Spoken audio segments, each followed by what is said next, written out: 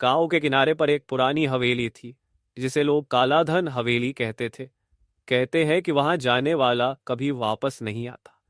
हवेली के चारों ओर घना जंगल था, और रात के समय हवेली से अजीबोगरीब आवाजें आती थी, जैसे किसी के रोने या हंसने की आवाज।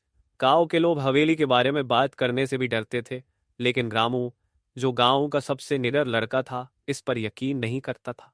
उसने ठान लिया कि वह हवेली जाकर इस रहस्य का पर्दाफाश करेगा। एक रात रामू अपने दोस्तों के साथ टॉर्च और डंडे लेकर हवेली की ओर निकल पड़ा। हवेली के दरवाजे पर जंग लगी थी, और जैसे ही रामू ने दरवाजा खोला, उसमें से एक ठंडी हवा का झोंका निकला। हवेली के अंदर घना अंधेरा था, और हर कदम पर जमीन चरमराती थी। अचानक रामू को लगा कि किसी ने उसके कंधे पर हाथ रखा है।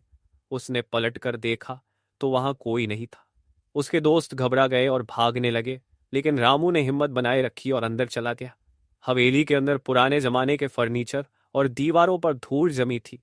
रामू एक बड़े कमरे में पहुंचा, जहां एक पुराना आईना था। जैसे ही उसने आईने में झांका, उसे उसमें अपनी परछाई के अलावा एक और परछाई दिखी। एक औरत सफेद साड़ी में खड़ी थी। वह औरत धीरे धीरे रामू की ओर बढ़ने लगी। रामू के हाथ पांव कांपने लगे, उसकी आवाज गले में अटक गई। अचानक हवेली के दरवाजे अपने आप बंद हो गए, और चारों ओर अंधेरा छा गया। औरत की आंखें जलती हुई कोयले की तरह लाल हो गई।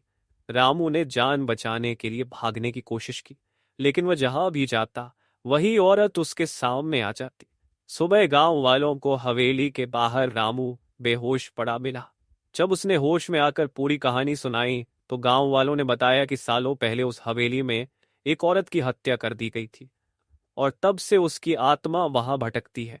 रामू ने हवेली से वापस आने के बाद फिर कभी उस हवेली की तरफ नहीं देखा। कहते हैं कि उस रात के बाद हवेली से आने वाली आवाजें और डरावनी हो गईं। गांव के लोग आज भी उस हवेली के पास जाने की हिम्मत नहीं करते।